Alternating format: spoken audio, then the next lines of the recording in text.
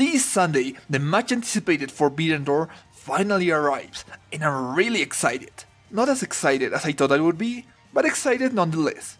This show definitely took a hit after all the injuries, and having to be awkwardly placed in between Double or Nothing, the G1, Blood and Guts, and Dominion, and a certain Mexican promotion messing with some of the originally proposed matches. Gracias, consejo. Anyway, it will probably still be a killer show, so let's get into it.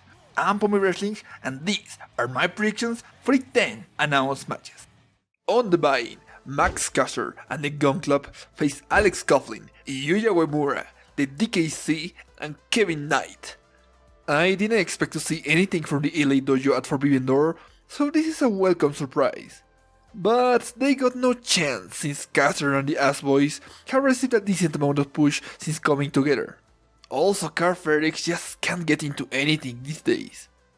On the main card, we have Chris Jericho, Minoru Suzuki, and Sammy Guevara vs Eddie Kingston, Wheeler Yuta, and Shota Umino.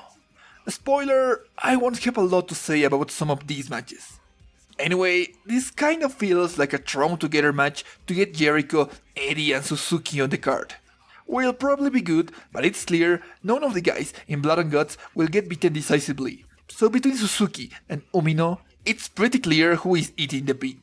After that, Pac, Miro, Malakai Black and Tomohiro Ishii fight to determine the first ever AEW All-Atlantic Champion. Let's get the obvious out of the way. We didn't need another championship in AEW, especially another mid-card singles men's belt. Having said that, there is potential in a title that focuses mostly on international talent, and this Fatal 4-Way is stacked in terms of raw talent. I'd be okay with any of these men winning, but Pac is overdue for a big championship win, so he is my pick.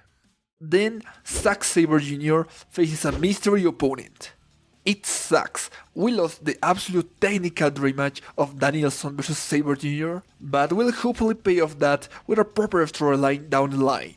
As for who the mystery opponent is, I think Cesaro, Jonathan Gresham and maybe Johnny Gargano fits the most as big technical wrestlers. I also expect the new arrival to pick up the win since they also feature in Blood and Guts. Also on the card, the Young Bucks, Hikuleo and El Fantasmo take on Darby Allin, Sting, Shingo Takagi and Hiromu Takahashi. This is just another last minute addition to the card, which is a shame since there are definitely some good stories to tell with the Bucks, ELP, Shingo and Hiromu, besides Gang Wars. Anyway, I expect the face team to come out on top since Sting is still undefeated and I highly doubt he would have his first loss against freaking Hikuleo. Later on, we have FTR, Roppongi Vice, and Jeff Cobb and the Great Okan in a tag team triple threat for both the ROH and IWGP World Tag Team titles. Weirdly enough, this is the first match officially teased for Forbidden Door, going all the way back to the Go Home show for Double or Nothing. Not necessarily a dream match, but FTR are on the run of their life, so not only do I expect them to elevate this match, but to continue their quest for gold by coming out on top as triple champions. Coming next, it's Thunder Rosa vs Toni Storm for the AEW Women's War title. Didn't expect to see this match on the card, but I'm mostly pleasantly surprised it was added. It's clearly a TV feud that's been elevated to pay-per-view by the sudden addition of another show on the pay-per-view cycle, but should still be a fun showcase of AEW's women's division. As for the result, I'd be shocked if Rosa didn't come out of this one still champion. Afterwards, Will Ospreay faces Orange Cassidy with the IWGP United States title on the line. While I'm sad we didn't get the original matchup with Andrade, once again, thanks CMLL, what we got is another rematch I didn't even think of.